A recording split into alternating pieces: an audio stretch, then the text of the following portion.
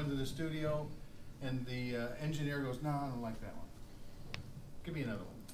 So I set off years ago to try and make as many different types of snare drums as I can.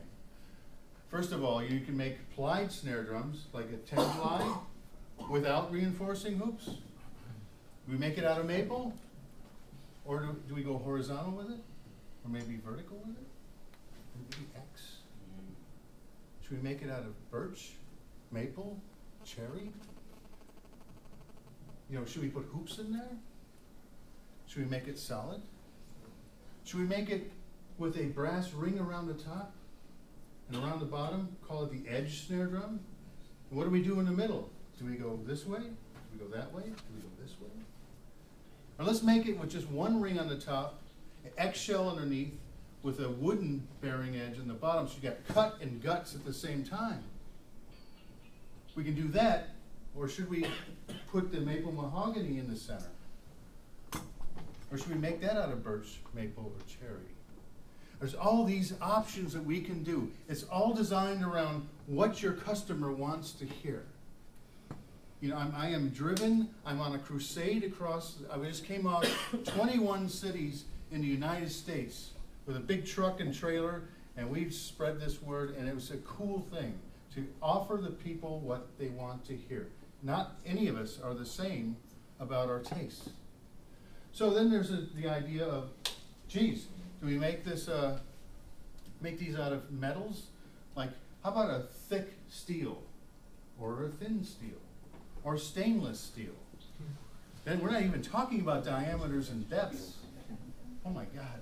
Then we can go brass, thick brass, thin brass, bronze, copper. How about copper? Copper's cool. Copper is a metal that is cutting but warm at the same time. It's a really interesting material. There's aluminum. Aluminum that is a pop but a dry ring. A lot of engineers in the studio love that type of shell. So there's all these different metal shells that we can deal with. But I met my match. I met my match trying to manufacture a snare drum when we were looking on the internet, and we were looking up machinery that compresses wood. And we found this company, and they said, yes, unfortunately, we're kind of going out of business. And we made 12 of these machines, and only one of which resides in North America. And I found the guy. We found the guy. He was in Washington State. So we flew up there, drove a car, you know, from the airport, knocked on his door. Guy opens up the door and he goes, "What are you doing here?" "Well, you invited us." And he says, "Yeah," but he says, "Come on in." And he was showing us around, and it was kind of weird, like an hour of awkwardness. And it occurred to me, why is he being so strange to us? And it occurs to me that there are places like the Guggenheim Museum in New York City that are after this guy for his art, what he can do with this wood, right?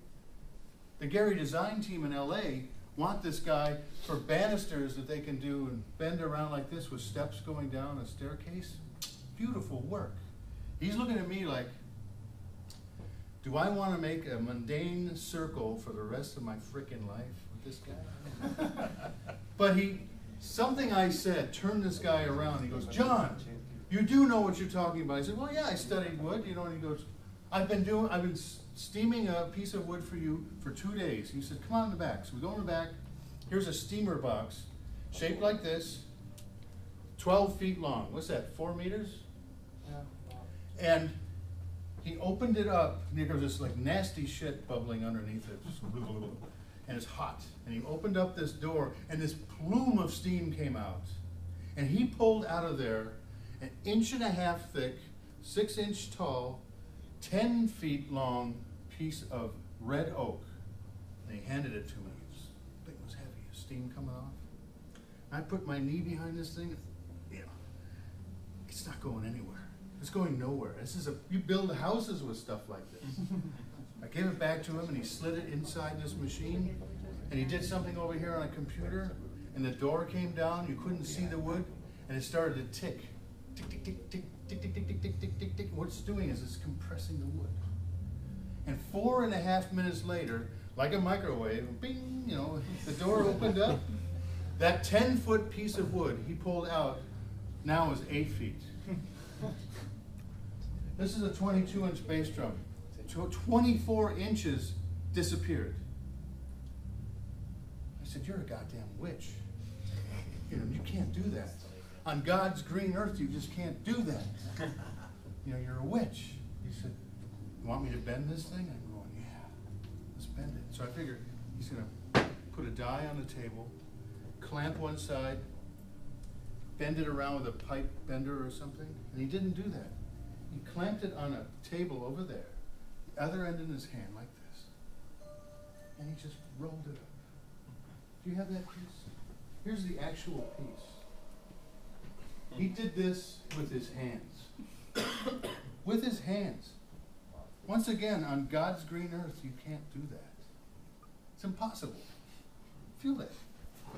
And then once he put it into a kiln that's 120 degrees Fahrenheit for 3 days, dry heat, it turns into cement.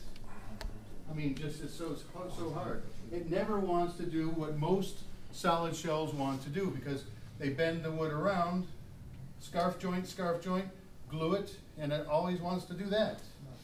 This doesn't want to do that. Look at this crazy thing. This is like, you know, the Flintstones. But what we can do to this cool thing is we can actually put this into a CNC, this computer numerical controlled machine, clamp it down. There's a probe that comes down and goes boop, boop, boop, boop, and determines where center is. And then once it knows center, a cutter comes down and goes, cuts the outside, cuts the inside, so it's a perfect computerized circle. And after that, it's blinking at me going, "How thick do you want it to be?" Larry likes 3/8 of an inch thick shell. Bernhard likes 1/2 inch. I like 3/4. So it cuts in the center as far as you want it to, and there you have, voila. That is the super solid snares, one piece, not a reinforcing hoop body and reinforcing hoop. It's one piece. And this is the hardest drum in the world to make. So be patient with me, because they take a long time, but when you get it, you're just going to love this drum, right? It's like the Marshall Stack cutter. I have some of these, by the way. All right, you do? Start it. Yes. Oh.